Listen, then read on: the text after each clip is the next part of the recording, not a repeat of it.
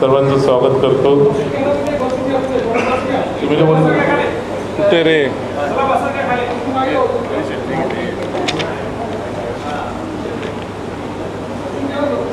खरं पाहिलं तर विजय चौगुलेचा आजचा जाहीरनामा, मी तर जाहीरनामा बोलणार नाही, मी वचननामाच माझा आहे आणि मी वचनाला पक्का माणूस आहे। कारण मी का 5 वर्ष आमदार नव्हतो, मी का 5 वर्ष कुठल्या पदावरती नव्हतो। मला थोडा प्रश्न पडला आहे, नव्या मुंबईकरांना विचारावंसं वाटतोय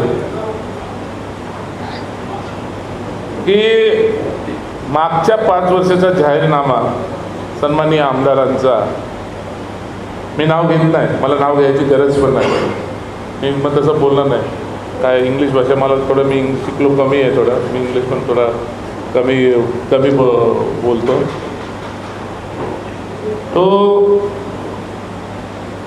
19चा जो त्यांचा काय असेल तो काही गोष्टीचा जाहीरनामा असेल। आता या ठिकाणी आता हे मी माझे दाखवायच्या अगोदर मी त्यांचं दाखवतो। विकसित नवी मुंबई साकारली, माणुसकीची लोककल्याणाची विचारधारा जपली। मला माहित नाही की नवी मुंबईची विकसित नवी मुंबई काय साकारली, विकसित नवी मुंबई काय साकारली हे मला त्या आमदारांना विचारायचं आहे की फक्त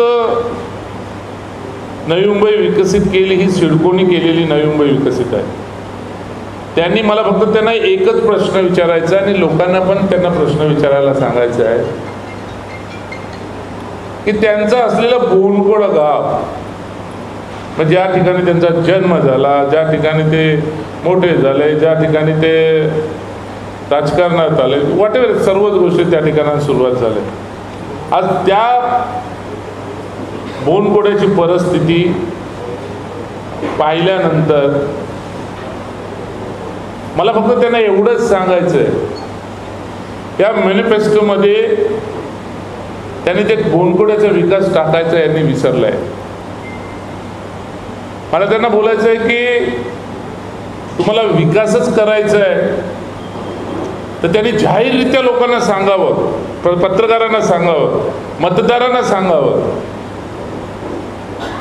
की विकास त्यांनी बोनकोड्यापासून सुरुवात करायला पाहिजे, ही नवीन सुरुवात करायला पाहिजे।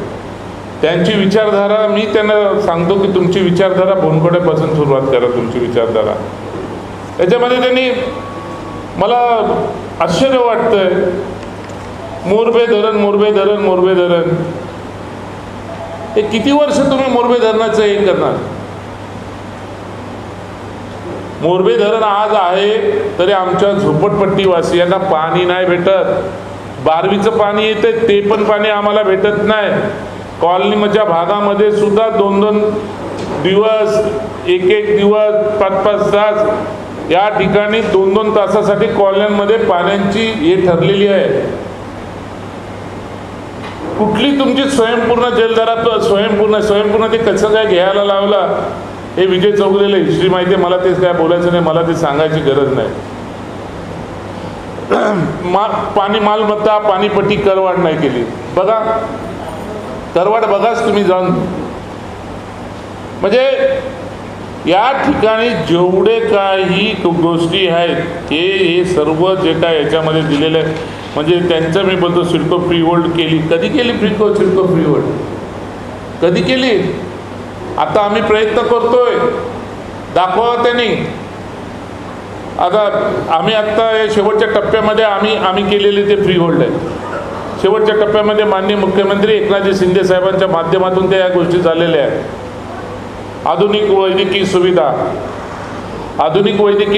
अर्धा हॉस्पिटल फोर्टीजला विकला त्यांनी।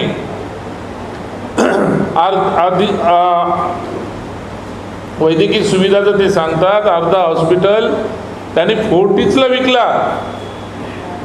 त्याला जबाबदार कोण आहे? आज आमचे पेशंट लोक फक्त 10% घेतात. ते पण विजय चौगुलेने आंदोलन केलं होतं फोर्टिसच्या समोर, शिवसेनेचा जिल्हा प्रमुख म्हणून तिथे मी सांगितलं होतं की आमच्या लोकांना न्याय नाही मिळाला तर मी आग लावून टाकेन. आज पण त्या फोर्टिसला जपण्याचा प्रयत्न करतात.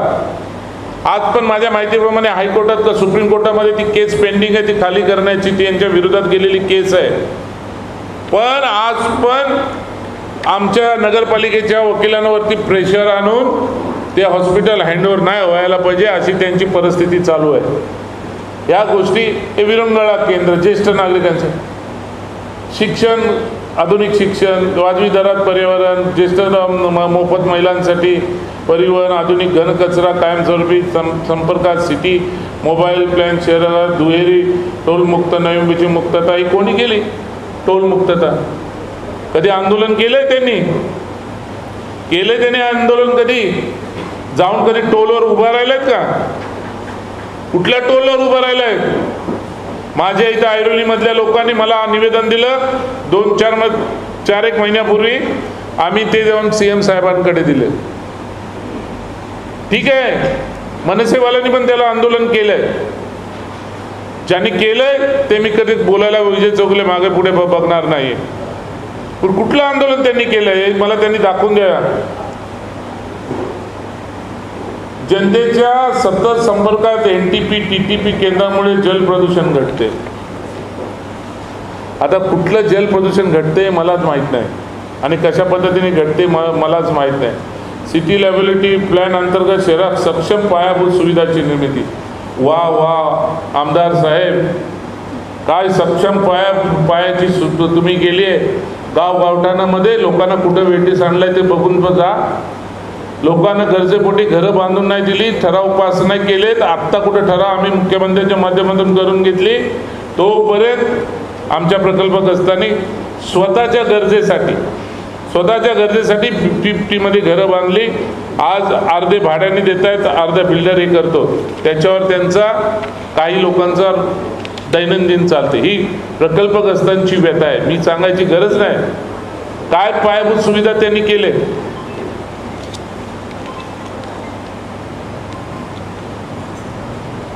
आता ऐरोली कटाई नाका उन्हात दोन्ही बाजूला नवी मुंबईकरांनी चढण्यासाठी उतरण्यासाठी मार्गिका. हे कधी त्यांनी टाकलंय? माझं पत्र आहे, अगोदरचं माझं पत्र आहे. हे जे चढण्यासाठी उतरण्यासाठी जे झालेत ना, ज्यावेळेस मुख्यमंत्री मला वाटतं फडणवीस साहेब होते, त्यांनी त्याचं भूमिपूजन केलं, त्यावेळेस मी दिलेलं पत्र आहे. आणि ते पत्र माझ्या माहितीप्रमाणे मला सुद्धा माहिती आहे की जे एक्स्ट्रा जे काय वाढलं ते नगरपालिका देणार MMRDला, असं पण काहीतरी त्याच्यामध्ये विषय आहे. ते विजय चौगुलेंनी केले. कुठली मार्गिका त्यांनी कटायची केले? काय केलं त्यांनी? हे मी करतोय, मी ओपनली आरोप करतोय. कोपरखैरणे, घनसोली, ऐरोली ते ETC केंद्र प्रस्तावित करणे. वा वा वा, काय ती जहा विकास नाम आहे वाटतं, विचारधारा. काय विचारधारा यांची बघा. ETC केंद्र, अरे एक ETC केंद्र आहे, ते पण मला वाटतं ETC केंद्र नगरपालिकेने उभं केलं. माझ्या माहितीप्रमाणे नाटा साहेबांनी त्यावेळेस आणि असतील तिकडचे आमदार मंदाताई वगैरे त्यांच्या प्रयत्नातून तो झालेला ETC केंद्र वाशीचं आहे. ह्यांनी काय केलं? यांनी जागा तरी एक्वायर केली का दाखवा. ETC केंद्रासाठी कुठं पत्र तरी असेल तर ते तरी दाखवा त्यांनी मला. उद्याने थीम गार्डनची निर्मिती, गौरी देवी सुलाई देवी पर्यटन स्थळाचा विकास कधी केलाय? विकास कधी केलाय त्यांनी? मला एक दाखवावं त्यांनी या ठिकाणी या मागच्या 5 वर्षात, त्याच्या मागच्या 5 वर्षात, त्याच्या मागे त्या गवळी गार्डनसाठी काहीतरी पैसे दिलेत का? फक्त त्यांना माहिती आहे विजय चौगुलेचा इथं प्रस्ताव चालू आहे, त्या ठिकाणी शिवाजी महाराजांचं स्मारक मी नगरपालिकेच्या माध्यमातून करून घेतला. त्या स्मारकाचं त्याचं चालू झाला. लगेच तिथे मुख्यमंत्र्यांनी तिथं ओपनिंगला बोलवलं. तिथं मुख्यमंत्र्यांना पत्र देतात, हे माझे 50 लाख रुपये, जसं काय खिशातून चेक काढून दिल्यासारखं तिथं त्या ठिकाणी ते देतात. अरे ते तिथं टोटली कोटेशन झालंय, टेंडर झालंय, त्याच्यामध्ये तुम्हाला पैसे द्यायची काय गरज आहे? फक्त नाव लागण्यासाठी मी 50 लाख रुपये दिले, तिथे त्यांची पार्टी लागायला पाहिजे. अरे तुम्हाला द्यायचंच आहे तर मग नियोजन मंडळाची सभा मिटिंग असते, त्याच्यामध्ये तुम्ही पत्र द्यायला पाहिजे, ते पत्र तुम्ही मंजूर करून घ्यायला पाहिजे. तिथं मुख्यमंत्र्यांना पत्र देतात. म्हणजे फक्त का क्रेडिट, तिथं मम्मी चौगुलेला क्रेडिट जाऊ नये, विजय चौगुलेला क्रेडिट जाऊ नये म्हणून ती त्यांची भाषा. घनसोली नियोजित आंतरराष्ट्रीय क्रीडा संकुल मंजूर. 100 एकर जमीन किती वर्ष झाले ती त्याची पडीक आहे. आता आपला सगळं तो कोण रे आपला हितेश शेट्टी, तुमच्या माहितीसाठी मी सांगतो, देसाई आणि बांगर साहेब असताना त्याचा पूर्ण प्लॅन विजय चौगुलेने मुख्यमंत्र्यांना पत्र देऊन त्याचा पूर्ण प्लॅन विजय चौगुलेने काढायला, क्षेत्राचा प्रकल्प असताना मिळवून घेण्यासाठी पाठपुरावा करणार. 15 वर्ष पालकमंत्री होते, खासदार यांचे होते, आमदार यांचे होते, महापालिका यांचे होते. मग तिथे बसून काय करत होते? आणि आता तुम्ही विचारधारा टाकता. ज्या वेळेस या प्रकल्पग्रस्तांची विचारधारा बदलली आहे तेव्हा आता यांना सुचायला लागले हे विचारधारा टाकायचं.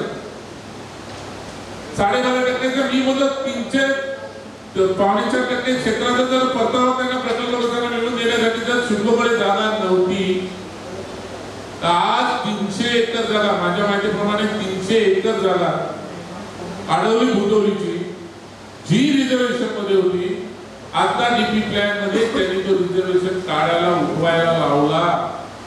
त्यात किती टक्केचा कोणाचा पर्सेंटेज त्याच्यामध्ये गुंतला गेलाय हे वेळ आल्यावर मी सांगेन. पण मी तुम्हाला सांगतो की जेवढ्याही प्रकल्पग्रस्तांचा त्या 300 एकर मध्ये सिडकोला सांगून 100 एकर जमीन तरी एक्वायर करायला लावणार प्रकल्पग्रस्तांसाठी.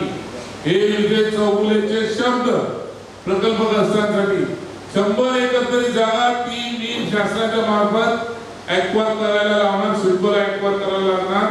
आणि त्या ठिकाणी हा जो 4.5चा परतावा आहे तो पूर्ण परतावा त्यांना द्यायला लागणार. त्यांचा 12.5%चा घनसोली, गोठोली, कोपरखेरणामध्ये ज्यांचे 12.5%चे प्लॉट वाटप बाकी आहे त्यांना तिथे द्यायला लावणार. हे विजय चौगुलेचे शब्द आहेत. हे मी तुम्हाला 100% मी करून दाखवणार, म्हणजे कुठल्याही प्रकारे मी करून दाखवणार. मला फक्त एवढंच सांगायचं आहे की आज मोसी कंपनी असेल, पील कंपनी असेल, स्टँडर्ड कंपनी असेल, त्याच्या बाजूला युनायटेड अप्लायन्स कार्बन ती कंपनी असेल, या मोठ्या मोठ्या कंपन्या शेतकऱ्यांनी 700, 700, 800, 800 एकरच्या त्या 70 ते 100, 200, 200 पर्यंतच्या एकरच्या त्या कंपन्या होत्या. शेतकऱ्यांनी जमीन त्यांनी घेतली, त्यावेळेस तिथे नोकरीला देणार या उद्देशाने त्यांनी जमीन घेतली. नंतर ही जमीन करोडोच्या भावाने विकली गेली. म्हणजे मी घेतलेली एखाद्या कंपनीने, नोर्सिली घेतलेली कंपनी रिलायन्सला त्यांनी विकली. त्यावेळेस सिडकोनी ट्रान्सफर चार्जेस, एमआयडीसी, सिडको बोलतो मी एमआयडीसी, एमआयडीसी ट्रान्सफर चार्जेस काय नाही तर काहीतरी माझ्या आयडियाप्रमाणे 4000 मीटर का 5000 मीटर, आता आयटी चालू झालं तिथं सुद्धा 4000 मीटर असेल, 5000 मीटरनी काहीतरी त्यांनी ट्रान्सफर चार्जेस लावण्यात गेला. त्या ट्रान्सफर चार्जेस मधून ह्या पालकमंत्री असेल, आमदार असेल, मंत्री असेल, त्यावेळेस ते मंत्री होते, पालकमंत्री होते, त्यांनी का ठराव केला नाही त्या ट्रान्सफर चार्जेस मधील 25% हिस्सा जे मूळ शेतकरी होते त्यांना द्यायला पाहिजे. कारण तो त्यांचा हक्क होता. कारण तुम्ही शेतकऱ्यांना कशासाठी बोलून घेतले, नोकरीला लावणार त्या पद्धतीने तुम्ही घेतलं आणि परत तुम्ही त्या पद्धतीने त्यांना वेगळ्या पद्धतीने केला. त्याच्यामध्ये माझा हे पण विचार होता का त्या ठिकाणी जेवढे लोक कामाला होते, आज हजारो एकर जमीन आहे, तिथे जे प्रकल्पग्रस्त शेतकरी कामाला होते त्या ठिकाणी बीएमटीसी सोडून द्या. हो, बीएमटीसीचं हे करूच शकत नाही. बीएमटीसीच्या लोकांना भेटेल का नाही मला शंका आहे. पण त्या ठिकाणी ज्या ज्या शेतकऱ्यांची जागा दिलेली होती या आमदाराचं काम नव्हतं का एक एक गाडा त्यांना तिथं उपलब्ध करून द्यावा. जमीन ज्याची गेली, ज्याची जमीन गेली ती जमीन हजारो पटीने त्यांनी ती जमीन विकली गेली. त्यावेळेस त्यांनी ठराव करायला पाहिजे होता की प्रकल्पग्रस्तांना तिथे 10% प्रकल्पग्रस्तांसाठी रिझर्व ठेवा आणि काहीतरी थोडाफार चार्ज, मी तर बोलतो फुकट द्यायला पाहिजे, पण थोडाफार चार्ज लावून त्या ठिकाणी त्यांच्या मुलांच्यासाठी गाड्या अवेलेबल का करून नाही दिले गेले. हे कोणाचं काम होतं? हे आमदाराचं काम होतं.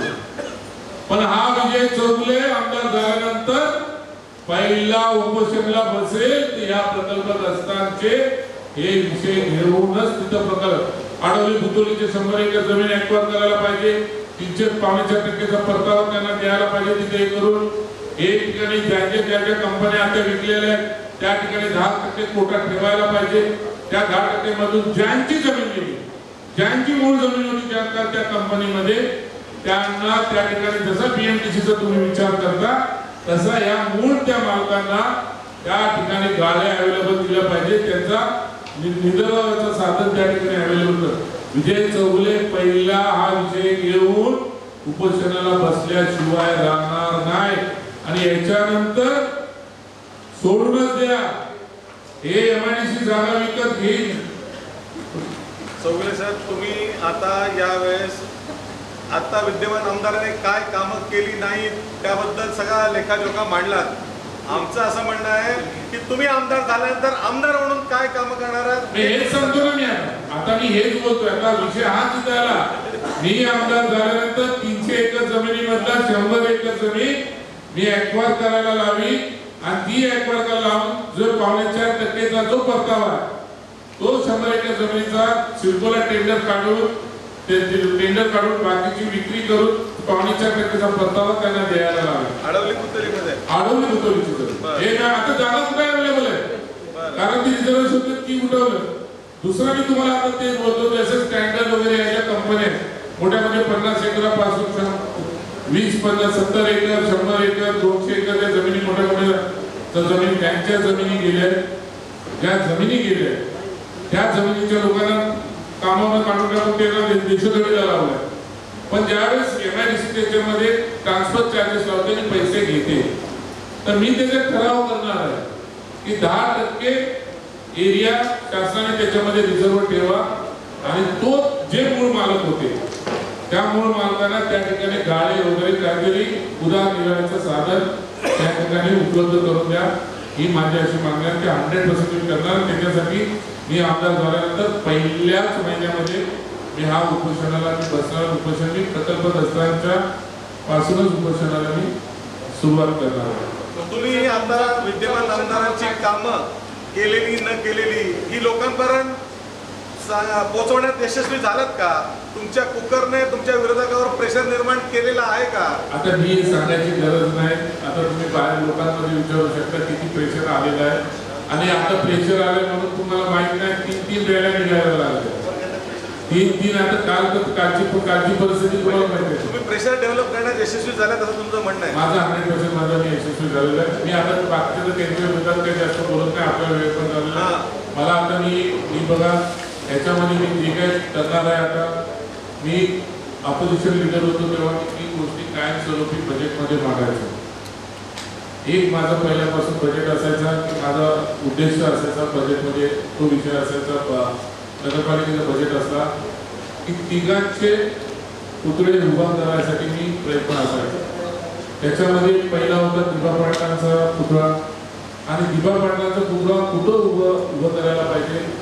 तुम्हाला माहिती असेल की पहिले जेवढे आंदोलनं व्हायचे ते मला वाटतं अर्बन हक्क काहीतरी तो पाहणार आहे. तो दोनदा तिथल्या कल्याणीचे अर्बन हक्क काय बनवलेला आहे आपल्या हनुमान मंदिराच्या खालच्या साईडला त्या सिग्नलला कोणाचे उपोषण झाले तर त्या ठिकाणी त्या सिग्नलला तिथे पहिलं आंदोलन दिबानी सिडकोला आणलं. माझं दिबा पाटलाने जेवढं प्रकल्प असताना संबंध आला नसेल तेवढा माझा दिबा पाटलांशी माझा संवाद झाला, त्यांचं भेटणं, त्यांच्याशी बोलणं झालेलं आहे. तो तिथे आपण आमच्या तिथे दिबा पाटलांचा पुतळा उभा करायला, कारण आज पण जे काही आंदोलन होतात, जी कोणी लोक येतात, तर त्या कॉर्नरला काय त्या कॉर्नरला थांबताना तिथंच सांगता होते, प्रत्येक मोर्चाची सांगता होते. पण जे जे संघर्ष करणारे लोक आहेत, तिथे येणारे लोक आहेत, त्यांना तिथे दिबा पाटलांचं स्मरण व्हायला पाहिजे. म्हणून त्या ठिकाणी जागा अवेलेबल करून तिथे दिबा पाटलांचा पुतळा कुठल्याही परिस्थितीत उभा करणार. दुसरा राहिला पुतळा बाळासाहेब ठाकरे साहेबांचा. तुम्हाला माहितीच असेल की शिवाजी चौकामध्ये बाळासाहेबांच्या पुतळ्याला जागा वगैरे डिमार्केट करून कलेक्टरच्या एनओसी वगैरे घेऊन तुमच्या पोलिसांचे एनओसी वगैरे सर्व घेऊन आता फक्त तो टेंडर प्रोसेसिंगला तो राहिला की शिवाजी चौकामध्ये बाळासाहेबांचा पूर्णत्व पुतळा बसवला. हे मी सीएम साहेबांच्या माध्यमातून मी सर्व मागे लागून ते करून घेतलेले आहे. तिसरा राहिला माझा होता अण्णासाहेब पाटलांचा पुतळा, कारण कोपरखेड्यामध्ये अण्णासाहेब पाटलांचा पुतळा उभा करायला पाहिजे की माथाडी वर्ग आहे म्हणून.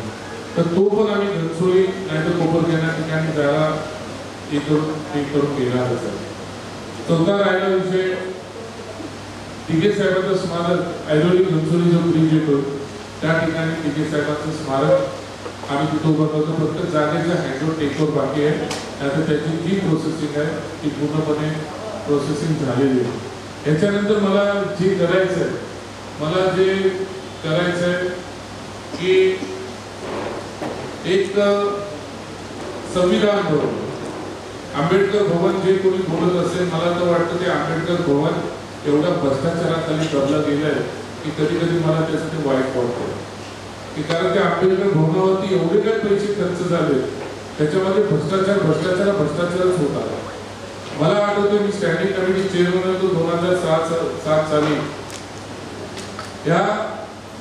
त्यावेळेच्या बजेटमध्ये मी बाबासाहेब आंबेडकरांचा भवनाचा हेड मी तयार केला. कोणी येऊन मायच्या लावणी येऊन बोलावं, यांनी येऊन सांगावं.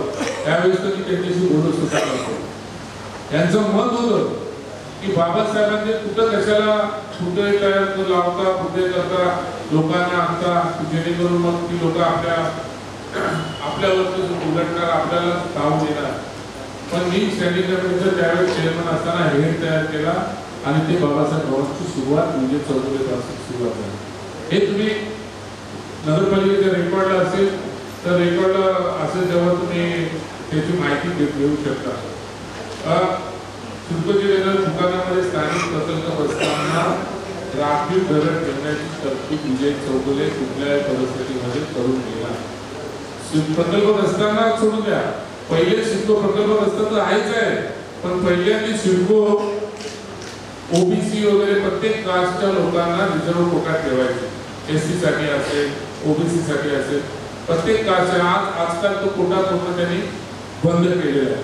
तर तो पण बहुजनांसाठी म्हणजे ओबीसी असेल, एनटी असेल, एससी असेल, त्या लोकांसाठी सुद्धा कोटा त्या ठिकाणी घरांचा रिझर्व्ह करण्यासाठी उपलब्ध करून देण्यासाठी मी प्रयत्न करणार आहे. दिबा पाटलांच्या महामंडळासाठी निधी उपलब्ध करून देऊन त्या ठिकाणी प्रकल्पग्रस्त उद्योजक तयार करण्याची माझी संकल्पना आहे आणि ती मी पूर्णत्वासमध्ये मी नेणार आहे.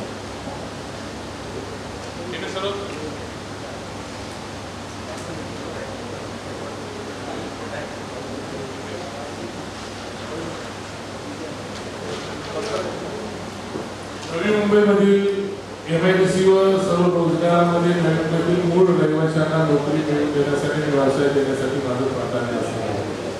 भूमिपुत्रांनी मेहनतीने तयार केलेल्या मैदानाचा मी विकास करणार आहे. मी तुम्हाला हे सांगतो, आजपर्यंत 40+ जे 40+ वाल्यांना 40+ झाले, ते 40+ वाले 60+ वर गेले जातात. पण ती 40+ ची संस्था तशीच 40+ ची संस्था आहे. म्हणजे 40+ वाले 60+ तर गेले तरी अजून गणेश त्यांना आजपर्यंत गाजरच देत आले. मी तुम्हाला इकडे असं करेन, तुम्हाला ते तिकडे तसं करेन. मी आज सांगतो, मी आज या ठिकाणी जाहीररित्या सांगतो, जे 40+ आहे ती प्रकल्पग्रस्तांची संस्था आहे. मी आज ठिकाणी जाहीररित्या सांगतो, मी आमदार झाल्यानंतर ही जी 100 एकर जमीन आहे नवी मुंबई महानगरपालिकेची आणि तिथे स्पोर्ट्ससाठी सुद्धा अजून शासनाची जमीन अजून 60 एकर जमीन अवेलेबल आहे आपल्या घनसोली या ठिकाणी. मला वाटतं ते नागोठण्याच्या इथे माणगावला तिकडे त्याचं स्पोर्ट्स अकॅडमी तयार झाले. त्याच्यामुळे नाही झालं पण तिथं आहे तर ते तिकडे नेण्याचं काय नाही तिकडे शिफ्ट करण्याचं त्यांचं केलं ते तिकडे माणगावला केलं. ते इथं करणार होते ते तिकडे झाले. पण या ठिकाणी जी 100 एकर जमीन महापालिकेची आहे ते 40+ प्रकल्पग्रस्तांसाठी त्यातील 2 एकर जागा 40+ प्रकल्पग्रस्तांसाठी बाजूला काढून त्या ठिकाणी त्यांचं स्वतःचा क्लब हाऊस म्हणजे 40+ प्रकल्पग्रस्तांचा स्वतःचा क्लब हाऊस उभा असायला पाहिजे. जसं आयरोली स्पोर्ट्स क्लब आहे, सुनील चौगुले स्पोर्ट्स क्लब आहे, NBSA स्पोर्ट्स क्लब आहे, नेहरूचा स्पोर्ट्स क्लब आहे.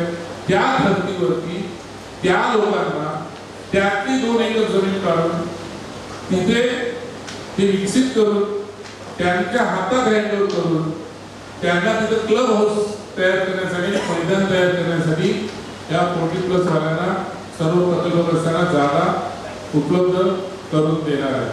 म्हणजे मी हे सांगतो काही आदिवासी लोक आहेत त्या नवीन मूळ आदिवासी लोक आहेत त्यांना घर मिळवून देण्याचा माझा प्रयत्न असणार आहे.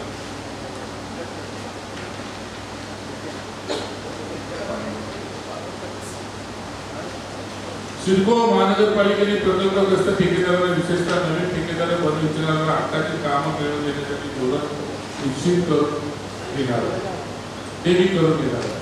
दुसरं असं मी पण कॉन्ट्रॅक्टर आहे, माझी पण मोठे कामं माझ्या मुलाची पण मोठी कामं चालतात. आज या ठिकाणी ज्यांच्या जमिनी वर कामं टेंडर निघणार आहे, मोठी कामं येणार आहे. एक आमदार म्हणून मी पण रबाऱ्यामध्ये मी काम करतो, ढिग्यामध्ये मी काम करतो.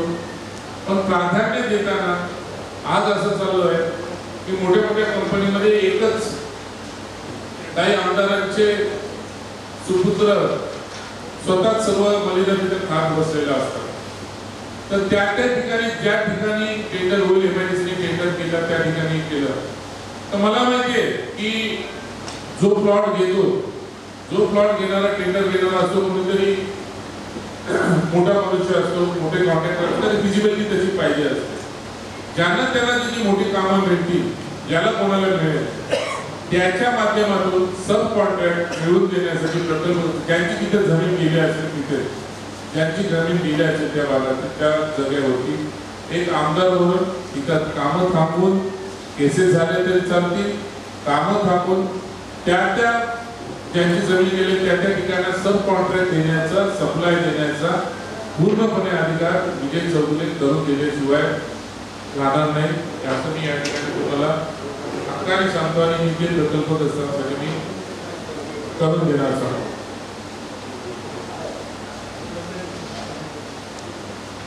हे या ठिकाणी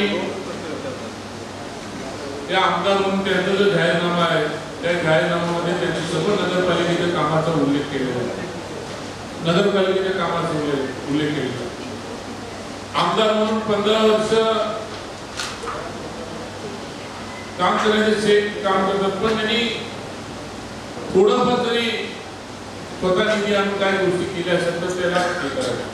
माझं म्हणणं आहे की जसं मंदाताईंनी हॉस्पिटलसाठी जागा घेतली बेलापूरला त्या ठिकाणी शासनाच्या वतीने हॉस्पिटलमध्ये, तसं माझं एक मनोदय आहे की ऐरोलीला या ठिकाणी आता हॉस्पिटलसाठी जागा अवेलेबल करून या ठिकाणी शासकीय हॉस्पिटल तिथं बनवायचं मोठं सिव्हिल हॉस्पिटलच्या धर्तीवरती नाहीतर सायन JJच्या धर्तीवरती बनवायचं आणि तिथं मेडिकल कॉलेज सुद्धा बनवण्याचा मी ते कुठल्याही परिस्थितीत प्रयत्न करून ते आणण्याचा मी या ठिकाणी प्रयत्न करणार आहे. शिक्षणाच्या बाबतीमध्ये आता मी पण माझ्या पण शाळेत झोपडपट्टीमध्ये माझ्या शाळेत माझ्या इथे प्रायव्हेट शाळा आहेत, काही ग्रँड शाळा आहेत, काही प्रायव्हेट शाळा आहेत. तर उच्च पद्धतीने त्यांना शिक्षण भेटायला पाहिजे त्याच्यासाठी मी प्रयत्नशील असणार आहे. आणि मी बोललोय तसं बेरोजगारीसाठी स्वतः विजय चौगुलेचा एम्प्लॉयमेंट एक्सचेंज असणार आहे हे पण मी या ठिकाणी सांगतो. खरं पाहिजे तर अजून बोलण्यासारखं सर्वच गोष्टी बोलून मी करायचं. सर्वात महत्त्वाचा हे तुम्हाला मी सांगितले, संविधान भवन उभं करणार आहे, एक अब्दुल कलाम भवन पण उभा करायचा माझा विचार आहे. कारण काय होतं की मुस्लिम लोक आहेत की त्यांना कुठेही गेलं की त्यांना लग्नासाठी वगैरे हॉल उपलब्ध होत नाही, कारण नॉनव्हेज जेवण त्यांचं असतं. म्हणून एक अब्दुल कलाम भवन बांधून त्या ठिकाणी त्यांना त्यांच्या पद्धतीने करायचं. मराठा समाजासाठी एक छत्रपती भवन बांधून मराठा समाजाला द्यायचा विचार आहे. संविधान भवन तर मी उभा करणारच आहे. आणि सर्वात मोठं म्हणजे पार्किंगची समस्या ही फार मोठी पार्किंगची समस्या आहे. ही फार मोठी पार्किंगची समस्या आहे. त्याच्यावरती मात करण्यासाठी जागा अवेलेबल नसेल तर आज मला वाटतं बघा 28, 29, 12 या ठिकाणी वाशीला एक फार मोठा नाला आहे आणि त्याची दुर्गंधी त्याच्यावर केमिकल सोडलं जाते. आणि घनसोलीमध्ये पण मोठे नाले गेलेले आहेत.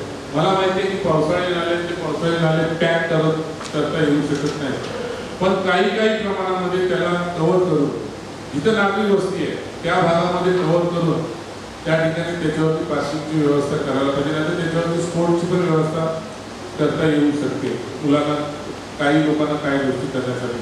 म्हणून 12 सेक्टर 12 जो या ऐरोली मतदारसंघामध्ये येतो 28 एकोणतीसचा 12 तो नाला कुठल्याही परिस्थितीमध्ये त्या ठिकाणी शासनाकडे मला माहिती आहे की नवी मुंबई महानगरपालिका मला पैसे देणार नाही विजय चौगुलेने बोलल्यानंतर, तर त्या ठिकाणी शासनाकडे निधी उपलब्ध करून घेऊन त्या सेक्टर 12 म्हणजे केरळच्या आणि सेक्टर 12 मध्ये 28-26 मधला तो नाला आहे त्याला कव्हर करण्याचा माझा प्रयत्न असेल. आणि तिथल्या लोकांना कुठल्याही परिस्थितीमध्ये मी दिलासा देण्याचा प्रयत्न करणार आहे. या ठिकाणी तुम्हाला माहितीच असेल इथं सर्वजण बोलतात की लायब्ररी UPSC MPSC या भाषा असतात, पण शासनाच्या मार्फत जमीन घेऊन सेंट्रल लायब्ररी मोठ्यात मोठी तयार करायची. त्याच्यामध्ये UPSC MPSC आणि बाहेरून येणाऱ्या विद्यार्थ्यांकरता तिथे राहण्याची व्यवस्था होईल का, अभ्यासिका तयार करता येईल का, याच्यासाठी मी माझा प्रयत्न राहणार आहे. आणि सर्व गोष्टी करत असताना विजेचे तारा भूमिगत करणं हा महत्त्वाचा प्रश्न राहणार आहे. आणि मी सांगितलं तसं या सर्व गोष्टी मी करायला तत्पर आणि विजय चौगुले आमदार झाल्यानंतर ह्या सर्व गोष्टी करणार आहे. मला आत्तापर्यंत जो माझा अनुभव आहे 10 वर्ष सिडको डायरेक्टर, 5 वर्ष MMRD, 10 वर्ष कॉर्पोरेशन, या सर्व अनुभवाचा उपयोग कसा करता येईल. माझ्या स्वतःच्या फॅमिलीला तो उपयोग न होता माझे सर्व जनतेला त्याचा कसा उपयोग करता येईल त्याच्यासाठी मी स्वतः प्रयत्नशील असणार आहे.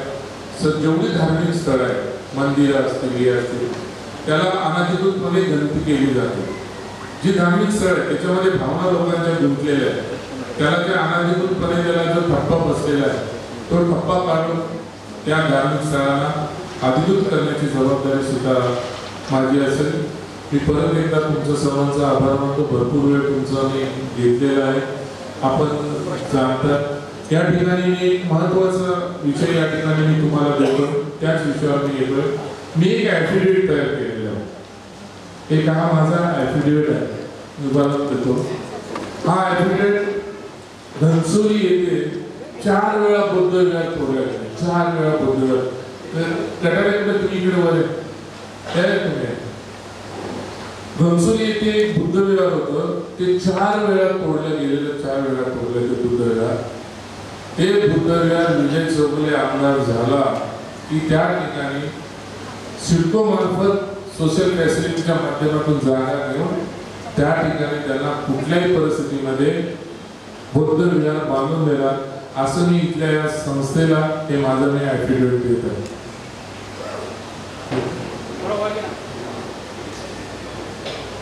आणि बौद्ध विहार कुठल्याही परिस्थिती महिना विजय चौगुले आमदार झाला तर याचा इम्प्लिमेंट 2 ते 3 महिन्याच्या आतमध्ये विजय चौगुले करून देणार, हे पण मी या ठिकाणी मी गॅरंटेड सांगतो.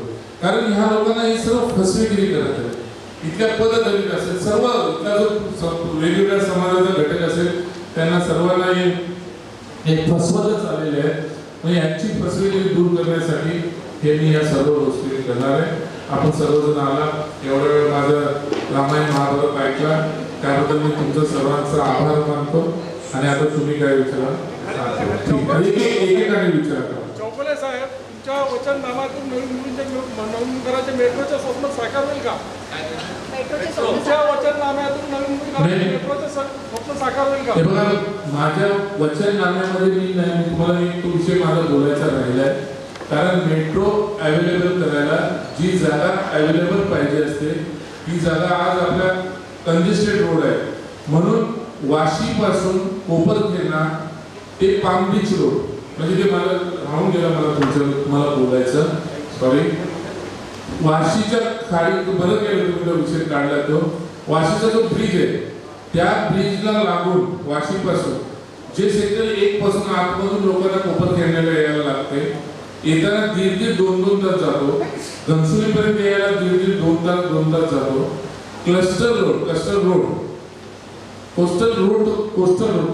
कोस्टल रोड वाशीपासून ते घनसोली पाम बीच रोड त्याला टच करून घेणार. त्याच्यासाठी तो प्रस्तावित सुद्धा मी दिलेला आहे. हे मी तुम्हाला सांगतो, कारण घनसोलीच्या लोकांना ट्रॅफिक मध्ये यायला लागते, बाकीच्या लोकांना ट्रॅफिक मध्ये यायला लागते. म्हणून तो भागातून जो कोस्टल रोड तिकडनं तो घेणार आहे. मेट्रो त्या भागातूनच अवेलेबल व्हायला पाहिजे. कारण मेट्रोला टाकताना मधले जे रोड्स आहेत काम करताना तेवढे मोठे रोड अवेलेबल पाहिजे. पाम बीच रोडला जो आहे, घनसोलीच्या पाम बीच रोडला मेट्रो होऊ शकते, पण आपण सेक्टर 1 पासून 14 पर्यंत घेतला, कोपरखेरण्यापर्यंत आला तर तिथं मेट्रोला प्रॉब्लेमेटिक होऊ शकतो. म्हणून तो तिकडनं बाहेरूनच्या बाहेर, म्हणजे रेल्वे स्टेशन पासून तो बाहेरून तिकडनं तुझा MIDC मधून कसं अवेलेबल करताय तो सुद्धा माझा प्रयत्न चाललेला आहे. हा एक हे कोस्टल रोडचा 100%, म्हणजे माझ्या माहितीप्रमाणे त्याचं टाउन नगर रचनामध्ये त्याचं इम्प्लिमेंट सुद्धा त्यांनी प्लॅनिंग करायला सुद्धा घेतलेली आहे. आमदार झाल्या हे शासनाच्या मार्फत कुठल्याही परिस्थितीमध्ये मी तो कोस्टल रोड वाशीला टच, तो घनसोली पाम बीच, म्हणजे बाहेरच्या बाहेर आपल्याला बाहेरच्या तिथून मग तुम्हाला इंटरनेटला आतमध्ये यायला वगैरे प्रत्येक, कारण हा कंजेस्टेड पूर्णपणे रोड हा कंजेस्टेड झालेला आहे.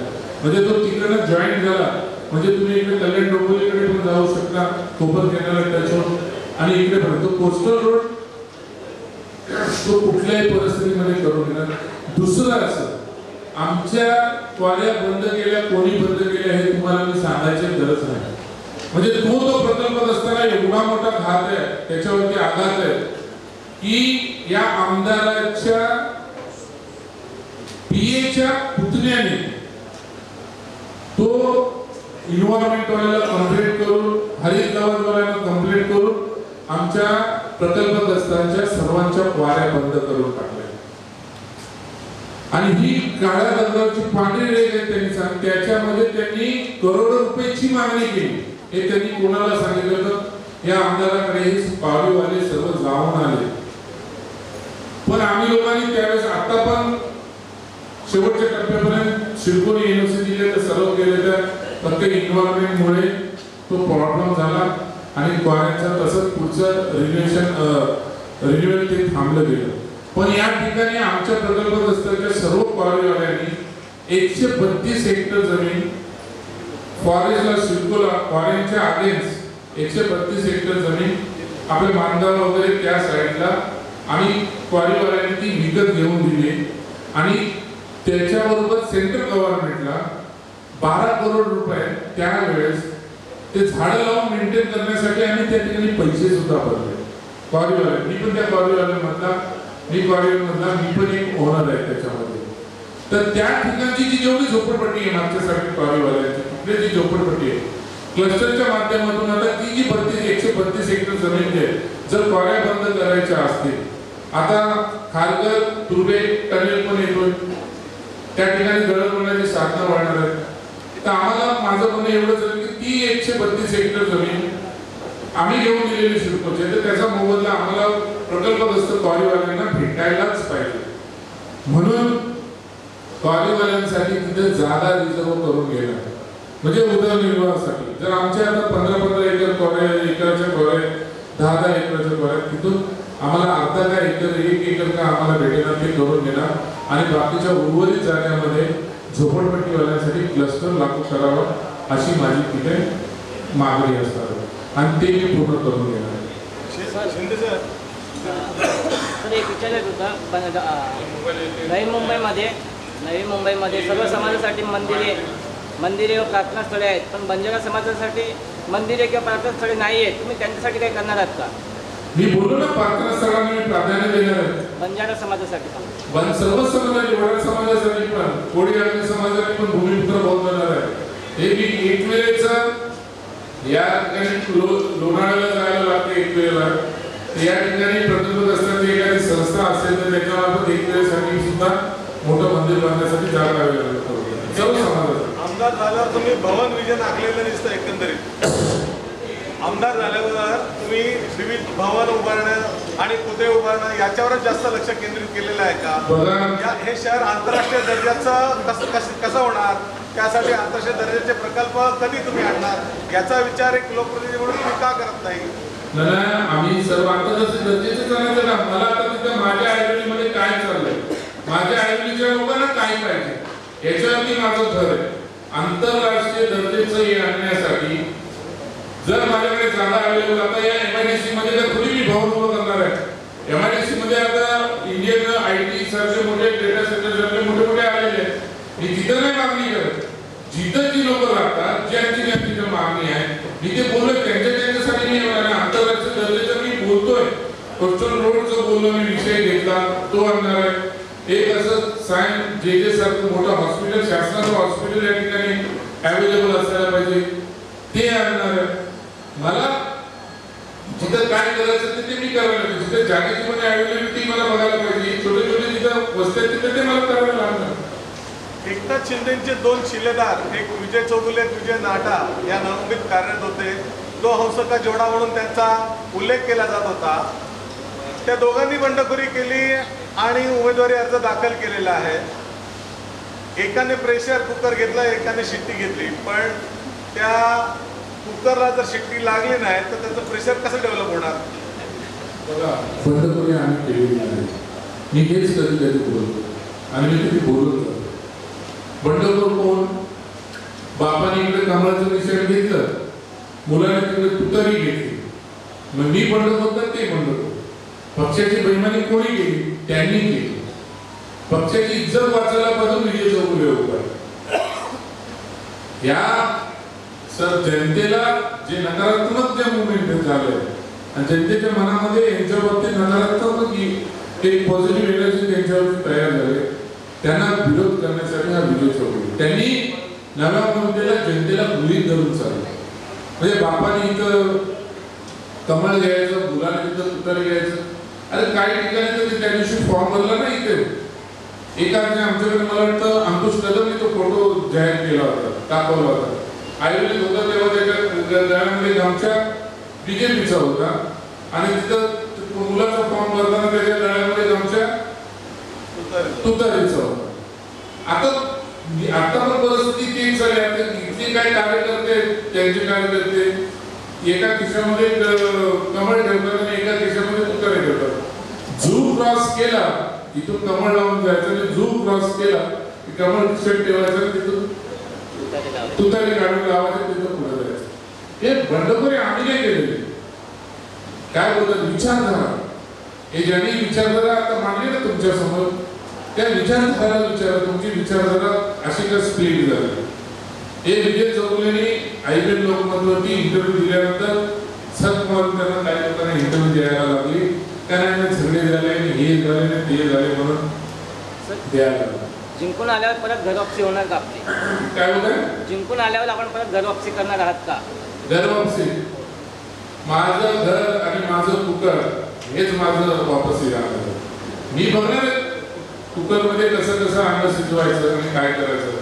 मला शेवटी लोकांचं हित बघणं मला महत्वाचं राहणार. आणि मला जे लोक मला निवडून देतील त्यांचा कौल मी मानणार. ते मला बोलतील इकडे जातं इकडे जाईल, ते बोलतील मला तिकडे जातं मी तिकडे जाईल. पण जनतेचा कौल मी महत्वाचं मानणार. मला ॲज अ विजय चौगुलेला निवडून देताना सर्वसामान्य जनता माझ्या पाठीशी उभं राहणार आहे. त्याला मला सर्व ताकद ते देत आहे. तर मला त्यांना जाती धर्माचे लोक सर्व जाती पाठीच्या पलीकडे जाऊन मला लोक मदत करणार. मग प्रकल्प असं वेगवेगळे असतं म्हणून मी त्यांचा विचार करतो आणि ते जे सांगतील ते मी करणार.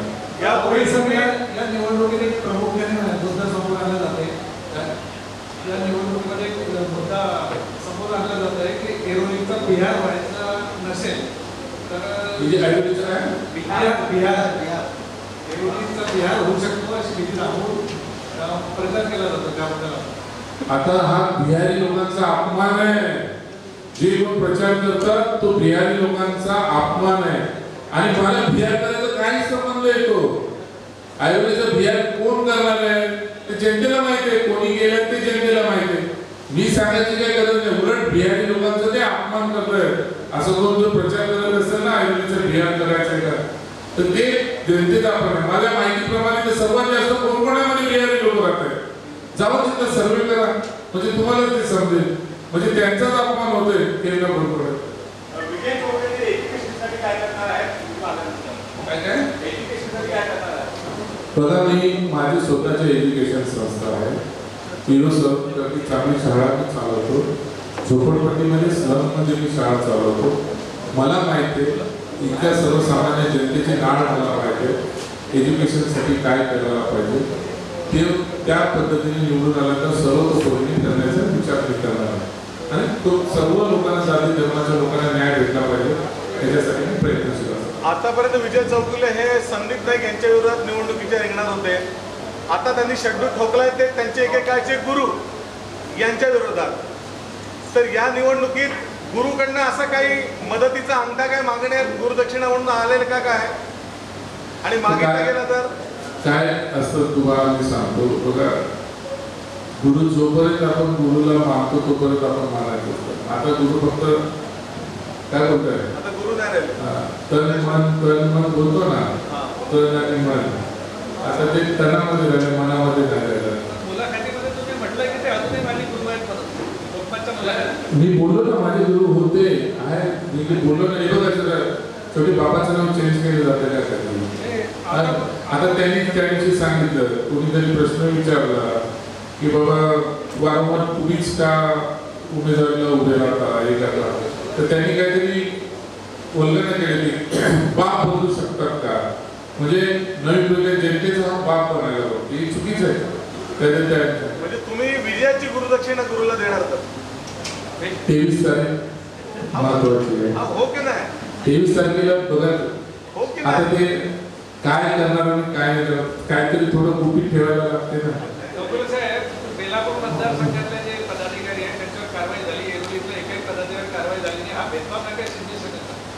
बघा इथली परिस्थिती वेगळी आहे. इथली सर्व आम्हाला का शिवसेनेचं दुकान आम्हाला बंद करायचं आहे का शिवसेनेचं दुकान आम्हाला चालवायचं आहे.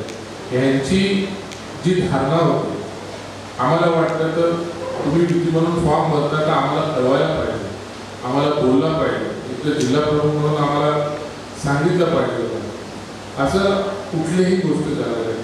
माझ्या माहितीप्रमाणे मनोजला काहीतरी रात्री 10 वाजता काहीतरी एक फोन मनोजला रात्री 10 वाजता फोन आला तर उद्या फॉर्म भरायला आहे. त्याचा जिल्हा प्रमुख म्हणून त्यांनी त्यांची तत्व पाळली असते तर आम्ही पण आमची तत्व उद्या 3 महिन्यांनी नवीन महानगरपालिकेची निवडणूक केलं. उद्याची परिस्थिती अशी असणार आहे. उद्या जर समजा इकडं महायुती आहे तिकडं महाविकास आघाडी आहे. उद्या कोणाची सत्ता येईल नगरपालिकेला त्या सत्तेचा झेंडा कोणी दोघं बापेटे उभे राहणार मी काय सांगायची गरज नाही. उद्या तर अशी पण परिस्थिती तयार होईल. जर उद्या महायुती महाविकास आघाडीची सत्ता आली आणि तिथून जर काय झालं तर 4 महिन्यामध्ये राजीनामा देतील परत पोटनिवडणूक लावायचा प्रयत्न करतील. हे सत्तेशिवाय राहू शकत नाही. हे त्यांनी नवीन प्रकाराला दाखवलेलं चिन्ह आहे. या ठिकाणी कमल आणि या ठिकाणी तुतारी. ठीक आहे अजून काय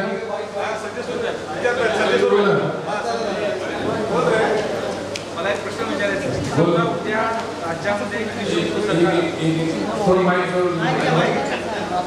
चालेल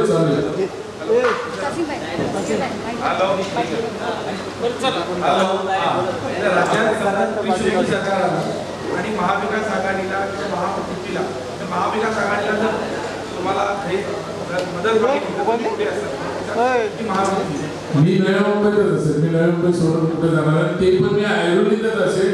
जो ऐरोली का खाया करेगा विजय चौधरी उसका खाया.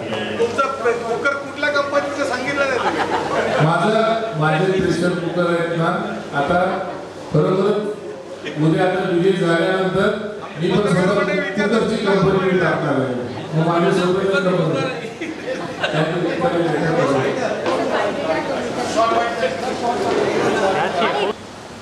आणि ते परमनंट करून घेते. आणि झोपडपट्टी आपल्या साफसफाई लोकांसाठी पण आमचे पूर्णपणे प्रयत्न चाललेले आहेत.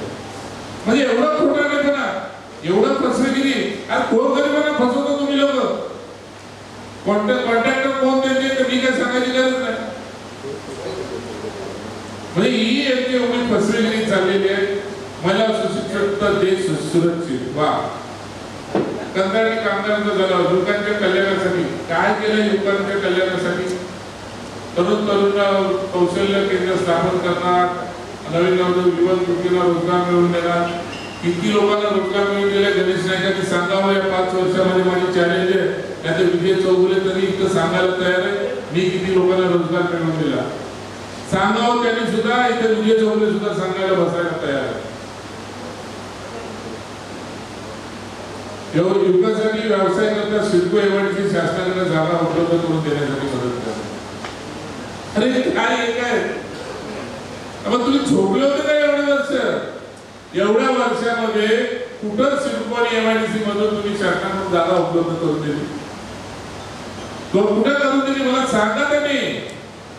या इथं मला वाटतं दिपेश बसलाय. दिपेश याचा 100 मीटरचा याला प्लॉट अलाउड झालाय. असे कितीतरी प्रकल्पग्रस्तांना प्लॉट अलॉट झालेले आहेत. त्यांच्यावरती विरोध केलाय, त्यांना अलॉटमेंट होऊ नाही देत, त्यांचा प्लॅन पास करू नाही देत. शासनाने त्यांना मंजुरी दिली तर त्यांच्या विरुद्ध कोणाला तरी कोर्टात जायला सांगितलं. हा प्रकल्पग्रस्त आहे मुलगा, आमचा कार्यकर्ता आहे, माझा पदाधिकारी आहे. आणि तुम्ही याच्यामध्ये टाकता. अरे ज्यांना जागा दिली आहे, ज्या प्रकल्पग्रस्तांना जागा मिळाल्या आहेत त्या जागा त्यांना अलॉट करा ना. सर्व्हिस रोडला अरे तुम्ही इथल्या सर्व्हिस रोडचा विचार करता, भोंडकडेच्या रोडचा पहिला विचार करा, मग या प्रकल्पग्रस्तांच्या सर्व्हिस रोडचा विचार करा. म्हणजे यांची खायचे वेगळे आणि दाखवायचे वेगळे, यांचे अशी चालू आहे. युवक युवतीला नवी मुंबई आसपासच्या औद्योगिक क्षेत्रात नोकऱ्या मिळवून देण्यासाठी रोजगार सहायता केंद्र यांनी कधी केलंय का सांगा मला? एवढ्या वर्षात केलं काय? पण हा विजय चौगुले स्वतःचा एम्प्लॉयमेंट एक्सचेंज चालू करणार आहे. आमदार झाल्यावर पहिलं तेच चालू करेल. या ठिकाणी जेवढे कंपन्या आहेत एमआयडीसी कडनं माहिती मागून घे. या ठिकाणी डेटा सेंटर आयटी सेंटर जेवढे आहेत त्यांच्याकडनं माहिती मागून घे. त्या ठिकाणी प्रकल्पग्रस्तांना पहिला प्राधान्य, नंतर आमच्या इथे पण जेवढे लोक आहेत त्यांना ठीक आहे. आयटी आहे. आज माझ्या ठिकाणी ऐरोलीमध्ये मी बघतो पीजी मध्ये एवढी मुलं राहतात ना, हैदराबाद तिकडनं मद्रास इकडं सर्वीकडनं आलेली लोक असतात. मला त्यांच्याबद्दल काय नाही, हिंदुस्थानामध्ये सर्वजण या भारतात येऊन सर्वजण राहू शकतात, सर्वजण नोकरी करू शकतात. पण इथं स्थानिक लोकांना नोकरी भेटण्यासाठी विजय चौगुलेचा बाकायदा आमदार झाल्यानंतर मी बाकायदा कायदेने माझं स्वतःचा एम्प्लॉयमेंट एक्सचेंज मी सुरू करेन. मी माझ्या याच्यावरती माझ्याकडे डाटा, माझ्याकडे 4.5 लाख लोकांचा ऐरोलीतला डाटा आहे. बाकीचा आहे नव्या मुंबईतला पण डेटा आहे, सेंटर माझ्याकडे तो आहे पूर्णपणे. त्याच्यावरती टाकेल ही इथं या कंपनीमध्ये ही भरती आहे, तुम्ही इकडे या आणि आम्हाला सांगा. त्या लोकांना या घटकाला प्राधान्य दिलं जाईल. हे करायला पाहिजे, करण्याची इच्छाशक्ती पाहिजे. फक्त हे मला आश्चर्य वाटतं की कोण आहे पण नवीन विजय चौगुलेने करायला पाहिजे असा मेरे फर्स्ट हा विचारधारा. हे विजय चौगुलेचे विचारधारा हे सुद्धा वापरायला लागले. आमदार म्हणून यांनी काही गोष्टी आजपर्यंत त्यांनी केल्या असेल तर आम्हाला त्याचं आश्चर्य वाटायला लागलं. प्रकल्पग्रस्तांच्या हितासाठी वा प्रकल्पग्रस्तांचा नेता माझा प्रकल्पग्रस्तांच्या हितासाठी काय केलं त्यांनी बघा. नवी मुंबईच्या आंतरराष्ट्रीय विमानतळात उभा पाटलांचे नाव देण्याचा निर्णय राज्य स्तरावर झाला. केंद्र सरकारकडे त्यांच्या अंमलबजावणी करून घेण्याचा प्रयत्न केला. हे काय लिहिण्याचा दोष आहे, हे काय याच्या टाकण्याचा दोष आहे. दिबा पाटलांचा तो ठराव झालेला आहे, मुख्यमंत्र्यांनी तो डिक्लेअर केलेला आहे. तो फक्त विमानतळात सुरुवात होईल त्यावेळेस त्याच्या आपण नाव तर देणार आहे. आणि तुम्ही करायची गरजच काय आहे. या इथल्या स्थानिक प्रकल्प दिबा पाटलांच्या नावाने ज्यांनी ती संसद स्थापन केले ते आंदोलन पनवेलच्या लोकांनी केले. याच्यात तुमचं श्रेय काय याच्यामध्ये. मुख्यमंत्र्यांनी त्याला नाव पण दिलेलं आहे. मग याच्यामध्ये काय श्रेय देण्याचं कारण आहे. प्रकल्प गरजेपोटी स्वतःसाठी बांधलेल्या घराच्या महापालिकेमध्ये तिप्पट घर आकारणी केले आहे. शासनाच्या स्तरावर करून ही तिप्पट आकारणी रद्द करून सर्वसामान्य कर आकारणीसाठी पाठपुरावा करू. वा वा वा. अरे हे प्रकल्प नसताना तोंडचं पाणी पुसणार याची वाट. नगरपालिका कोणाची आहे. कोणाची नगरपालिका आहे. तुमचा माप हो, तुमची नगरपालिका. पण तिप्पट आकारणी होतेच कशी. तुम्ही बोलता एका ठिकाणी, तुम्ही बोलता की एवढे वर्ष आम्ही कुठेही टॅक्स वाढवलेला नाही. हे तेच बोलतात ना की आम्ही कुठेही टॅक्स वाढवलेला नाही. आणि इतर तेच बोलतात की तिप्पट घर आकारणी केलेली आहे. म्हणजे बघा ना, एका पानावरती येतं की मी कुठे टॅक्स आकारणी केलेली नाही आणि आम्ही एवढे वर्ष 25 वर्ष आम्ही करत नाही. आणि इथल्याच एका पानावरती दिलं जातं प्रकल्पग्रस्तांच्या याच्यावरती की तिप्पट घर आकारणी केली आहे. प्रकल्पग्रस्तांनी गरजेपोटी स्वतःसाठी बांधलेल्या घरांना महापालिकेने तिप्पट घर आकारणी केली आहे. किती मोठा हा प्रकल्पग्रस्तांवर अन्याय. म्हणजे एक प्रकारे बोलता तुम्ही आम्ही घर आकारणी करत नाही, घरपट्टी टॅक्स आम्ही वाढवला नाही, एवढे 25 वर्ष आम्ही वाढवला नाही. आणि एका ठिकाणी तुम्ही स्वतः सांगता की आम्ही घर आकारणी केलेली आहे. अरे तुमचं महापालिका असताना, तुमचं हे असताना झालीच कशी ही प्रकल्पग्रस्तांची फसवणूक नाही. ही 101% ही प्रकल्पग्रस्तांची फसवणूक आहे. आणि त्या तिप्पट घर आकारणी सर्वसामान्य पाठपुरावा करू रद्द करण्यासाठी त्यांनी काय करायची गरजच नाहीये. आम्ही स्वतः त्याचा पाठपुरावा केलाय आणि कुठल्याही परिस्थितीमध्ये ती आकारणी मुख्यमंत्र्यांच्या माध्यमातून आम्ही करून घेतलेली आहे आणि ती होणार आहे. फक्त इम्प्लिमेंट व्हायचं बाकी आहे. एका ठिकाणी बोलतात तुमचीच महापालिका वाढवते टॅक्स आणि एका ठिकाणी बोलतात आम्ही टॅक्स वाढवत नाही. म्हणजे हा कसं आहे, दुट्टीपणाचंही त्यांचं धोरण आहे. नवी मुंबई महापालिका सिडको महामंडळाच्या करार पद्धतीने काम करणाऱ्या प्रकल्पग्रस्तांच्या मुलांना नियमित करण्यासाठी पाठपुरावा करणार. तुम्हाला माहिती आहे का की साफसफाई खात्यातली मुलं होती ना पहिली, ती सिडको मधली होती. सिडको मध्ये नंतर नवी मुंबई महानगरपालिकेकडे हस्तांतर झालं तेव्हा 30 कंत्राटी मुलं नगरपालिकेमध्ये आले. आजदा काय 25-30 वर्ष झाले महापालिकेला एकाही कंत्राटी माणसाला त्यांनी परमनंट केलेलं नाही. एकाही कंत्राटी माणसाला त्यांनी परमनंट केलं नाही. याच्यामध्ये त्या प्रकल्पग्रस्तांच्या हितासाठी मध्ये ते टाकतात. मला लाज वाटते की तुम्हाला सांगतो, माझा एक मित्र आहे विश्वनाथ म्हणून, त्यांनी नोकरी सोडली बिचारांनी. मला आठवतं मी जेव्हा आयला मला माहिती आलं तुम्ही जाईन तेव्हा तिथे सरणावरती लाकडं रचायला तो पोरगा असेल. माझा मित्र म्हणजे आम्ही दोघं जण सिडको, आपल्या सिडको होतो आम्ही शेतकरी शिक्षण संस्थेमध्ये आम्ही 8वी ते 10वी एकत्र शिक्षण घेतो. मला सांगा आज ही प्रकल्पग्रस्तांची कितीतरी प्रकल्पग्रस्त आज या कंत्राटी कामगारांना देवाघरी गेले. त्यांची मुलं आता कामाला लागतात, त्यांच्या मुलांना तिकडे घेण्यात आलेलं. बीएमटीसी मंजूर घेतलेले नुकसान भरपाई मान्य केलेले गाळे वाटप लवकरात लवकर होण्यासाठी प्रयत्न करतात. मला तुम्ही सांगा हे गाळे आता मध्ये कधीतरी मी ऐकलं झालं त्यांना दिले. अरे त्यातली लोक सुरेश म्हात्रे सरकार घनसोलीला त्यांचा सक्का बागचा. आता मी एक तो मेटकर म्हणून आमच्या तिघ्यातला एक आमचा मेटकर म्हणून आमचा एक कार्यकर्ता, तो बीएमटीसीचा जो कार्यकर्ता, तो आपला बिचारा ते उपोषणाला बसणारा तो बसलेला कार्यकर्ता मेटकर आता मी त्याच्या मुलाच्या लग्नाला मी जाऊन आलो तिकडनं, आत्ताच जाऊन आलो. आजचा गायक त्यांची कुठलीही त्यांना काहीतरी नुकसान भरपाई देणार होते, त्यांना गाळे देणार होते, कुठं दिले आजपर्यंत. आणि त्या तेवढ्या काळामध्ये बीएमटीसीच्या त्या काळामध्ये यांनी किती गाळे घेतले हे मला विचारा ना, कुठले कुठले प्लॉट घेतले हे मला विचारा. हे फक्त ज्या बीएमटीसीच्या जीवावरती नेते म्हणून मोठे झाले. या ठिकाणी मला आठवतंय अशोक जालना म्हणून आमच्यातला एक ज्येष्ठ पत्रकार होता, त्या बीएमटीसीला सर्व एक करण्यासाठी त्या अग्रेसिव्ह व्यक्ती होता. म्हणजे एक प्रकल्प असताना तोडाला पुसणारी पान आहे अशी त्यांनी केलेली आहे. म्हणजे तोडाला दिले त्यांनी. आज किती लोक जिवंत आहेत मला माहित नाही. मी त्यांचा सगळा बाचा सुरेश मात्रे यांचा मेटकर यांनी 2 नावात मी सांगितले.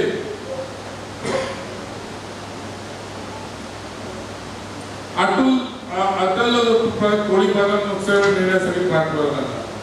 आता कोळी बांधवांना अटल सेतू प्रकल्प बाधित कोळी बांधवांचे पैसे आलेले पैसे यांनी थांबवून ठेवलेले आहेत. त्यांना नुकसान भरपाई मिळणारे पैसे तुम्ही घनसोलीच्या दिलीप मात्रेकर आपला दिलीप पाटील त्यांना विचार. काल मला कोपरखंडातले विटा कंपनी आले ते मच्छीमारवाले त्यांना विचार. त्यांचे आलेले पैसे यांनी थांबून ठेवलेले. वासुदेव वेटा म्हणजे त्यांचे आलेले पैसे त्यांनी थांबून ठेवले. त्यांना त्यांचा जो आहे ना आपला अखिंडा असतो, काठीच्या किनारे अखिंडा असतो, त्या अखिंड्यामध्ये त्यांना मासेमारीसाठी ते अखिंडा करत असतात. तलाव त्यांचा जुना तलाव असतो. त्या जुन्या तलावामध्ये त्यांना गाळ काढून देता येत नाही. काय होतं, मँग्रोवचा पाला पडल्यानंतर हवा आल्यानंतर तो पाला पडला तर तो पाला साचला तर त्याच्या पाल्यावर चिखल आणि पाल्यामध्ये मासेमारी पिकत नाही, मासे पिकत नाही. म्हणून त्या प्रकल्प असताना आम्हाला फक्त त्यांचा आहे तो अखिंडा, फक्त त्याच्यातून गाळ काढून द्या, आम्हाला गाळ काढायची परवानगी द्या. म्हणून ते आज केस लढतायत, प्रकल्पग्रस्त केस लढतायत. ही शेतकऱ्यांची प्रकल्पग्रस्तांची आहे. 12.5